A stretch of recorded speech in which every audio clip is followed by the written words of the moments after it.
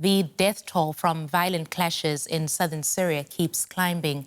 A UK-based war monitor reports that almost 600 people have been killed since the unrest in Sweida province, involving Sunni Bedouin tribes and the local Druze community, began last Sunday. Now, according to the Syrian Observatory for Human Rights, about half of the dead are Syrian government soldiers that had been deployed to the area to quell the violence. Those forces have now withdrawn from Sweida after a US-brokered ceasefire has come into effect.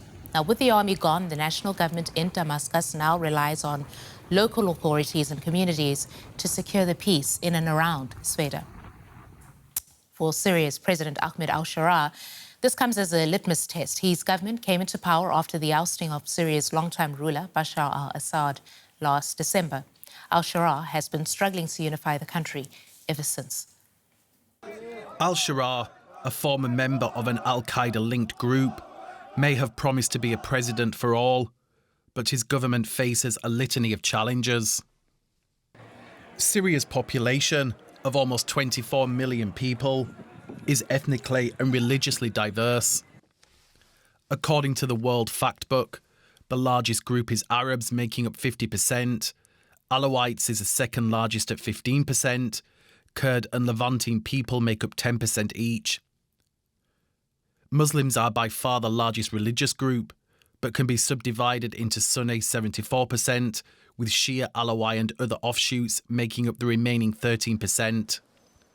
The Druze, who are at the centre of the latest outbreak of violence, make up just 3% of the population.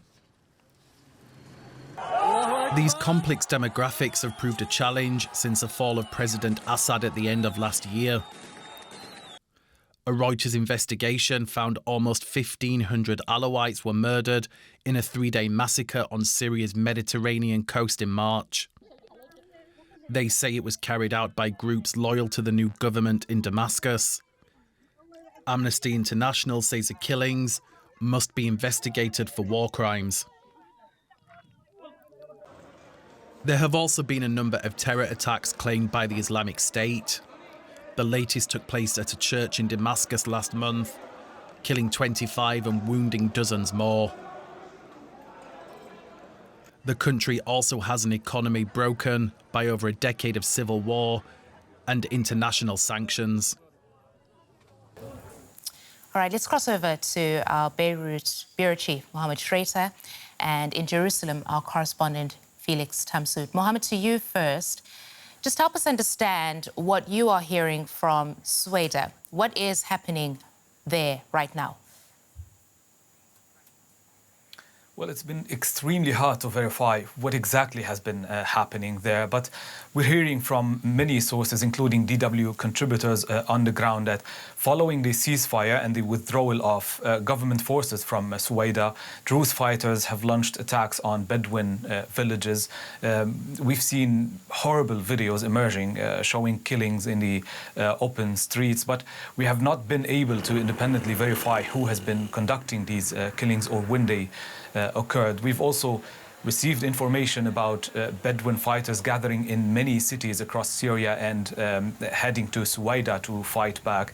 Some videos on social media appear to support this information. So far, the ceasefire is holding with the government forces, like between government forces and the Druze militias, but not between Druze and Bedouin militants.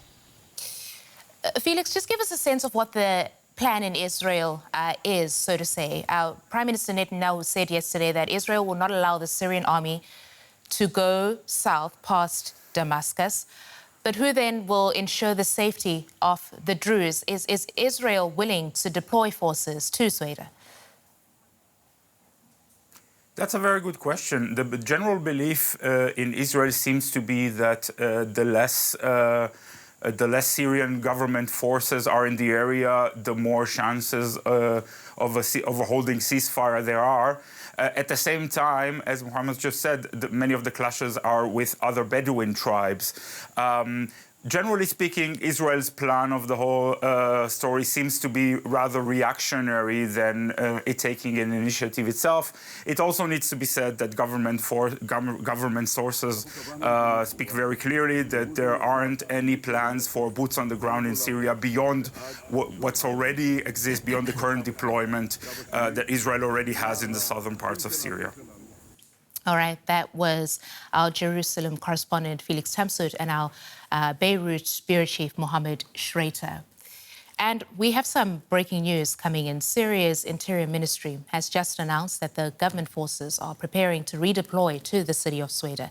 It comes after media reports of renewed clashes between the Druze and Bedouin tribes in the south. And let's get some analysis on this now from Bente Scheller. She's head of Middle East and North Africa Division at the Heinrich Böll Stiftung. She's recently been on a visit to Syria. Welcome to DW.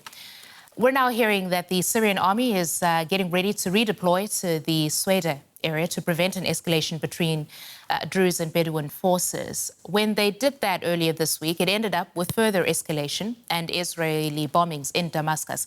Are we going to see the same thing happen again? Well, hopefully not, of course, because what would be needed for Syria would be to stabilize the situation, and civilians need the security that they can live in peace and without fear of massacres and violence, as we have witnessed. The reason why the Syrian regime now decided to redeploy troops there is that the ceasefire that was negotiated yesterday was not adhered to by all groups. And therefore, I think the only solution to really live up to the standards of protecting population is to redeploy troops. However, of course, we hope that this will happen in a way that discipline and order are kept within the security forces and that they do not become part of further massacres. Is there any way out of what seems to be shaping up as a very toxic and negative dynamic? Who or what could break this circle?